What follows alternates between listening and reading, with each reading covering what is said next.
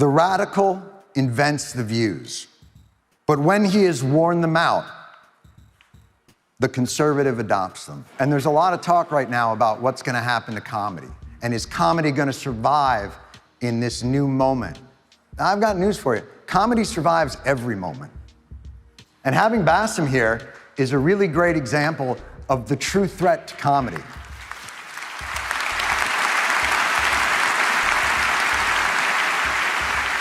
It's not the woke police that are gonna be an existential threat to comedy. It's not the Fresh Prince, it's the Crown Prince. It's not the fragility of audiences, it's the fragility of leaders. It's almost as if Jon Stewart called his shot at the Kennedy Center years back. But the threat to comedy doesn't change the world, but it's a bellwether. We're the banana peel in the coal mine. When a society is under threat, comedians are the ones who get sent away first. It's just a reminder to people that democracy is under threat. Authoritarians are the threat to comedy, to art, to music, to thought, to poetry, to progress, to all those things. It's never been, all that is a red herring. It ain't the pronoun police, it's the secret police. It always has been, and it always will be. There are so many gems, including how ICE is running rampant with his secret police line. More from the comedian. What we have is fragile and precious. And the way to guard against it isn't to change how audiences think.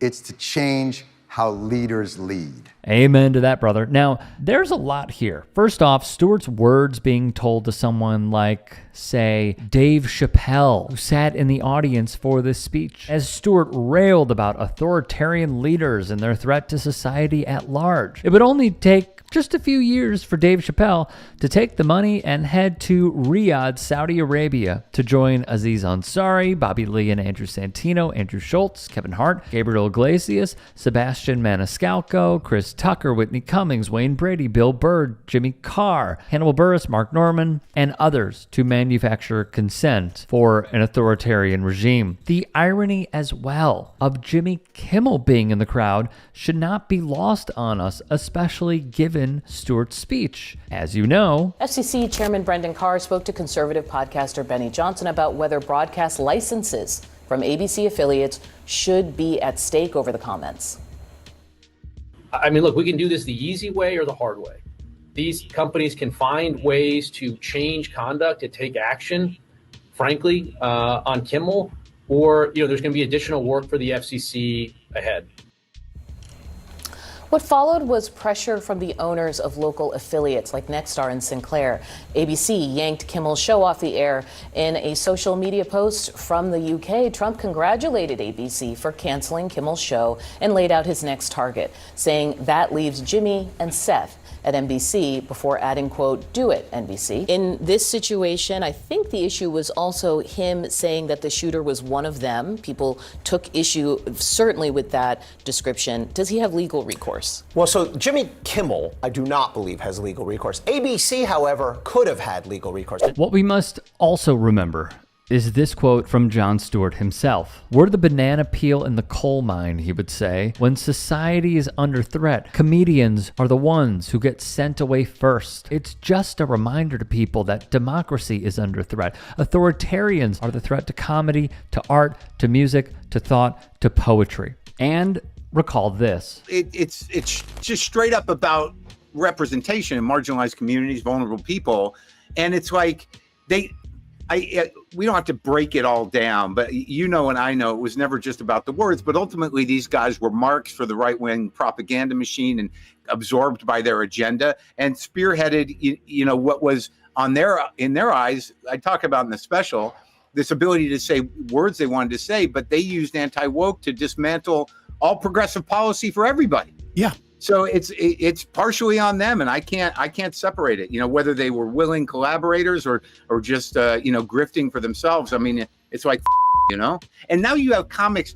The other shift too with the right wing political comics is that there's a blurring of the line of comic and commentator or influencer. And the right wing has opened up the sort of expanded the minds of fairly shallow people into believing that they can debate, that they have a point of view, and that it's based in this very slippery slope of evolving bullshit that gets them worked up. Comedian Marc Maron taking it to his fellow comics who facilitated this ushering in of fascism in the country. He'd write on his website, "The anti-woke flank of the new fascism is being driven almost exclusively by comics my peers. Whether or not they are self-serving or true believers in the new fascism is unimportant. They are of the movement. Whether they see themselves as acolytes or just comics does not matter. Whether they are driven by the idea that what they are fighting for is a free speech issue or whether they are truly morally bankrupt racists doesn't matter. They are part of the public face of a fascist political movement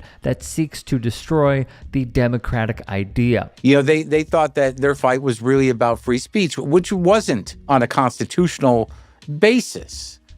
So the entire premise of we're being denied our free speech was based in the active kind of movement of democracy to move forward. Yeah. When you say anti-woke comics, either you can say specific names or what do you think of or who do you think of or what are you imagining? There's the wormy way to handle it, like Bill Maher, you know, where you're like, hey, you know, I'm as liberal as the next guy, you know, but, you know, the liberals have gone too far with this thing. You know, people are getting, you know, canceled or whatever. But those were corporate decisions based on, you know, I think a misread of the public sentiment, you know, in honoring, which it was good that they did, you know, the kind of fragility of minority communities, you know, based in ethnicity or gender, sexual gender stuff. And, you know, Rogan and Hinchcliffe and,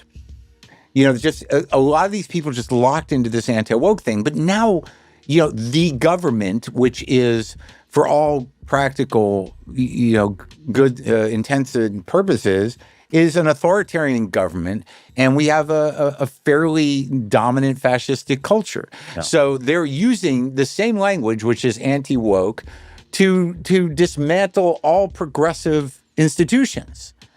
And, you know, whether you like it or not, or whether that's not what you signed up for, you know, you tied yourself to that horse. But this is the reality, is that, you know, democracy was squashed because of, you know, the policy now of using anti-woke to dismantle the liberal democratic state is something you didn't shut up about. Yeah. He'd continue, "When comedians with podcasts have shameless, self-proclaimed white supremacists and fascists on their show to joke around like they are just entertainers or even just politicians, all it does is humanize and normalize fascism. When someone uses their platform for that reason, they are facilitating anti-American sentiment and promoting violent autocracy." Hey, I appreciate you watching. Now, if you can, please do become a channel member by going to youtube.com/TYT Sports and clicking the join button. If that's too much for you, you can just go to tyt.com/join to become a member. It helps all of us out here at the Young Turks and keeps our network afloat. In addition, you could follow me on my socials on Twitter, Instagram, and TikTok. Appreciate the love. Have a great day.